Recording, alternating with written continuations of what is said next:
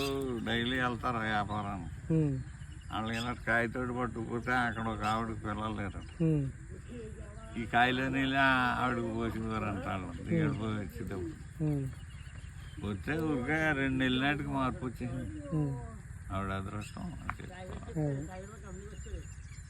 హైదరాబాద్ వాళ్ళు కొంతమంది వచ్చి ఇక్కడ కాపురాలు ఉన్నారండి. ఇప్పుడు ఉన్నట్టున్నారు అదే.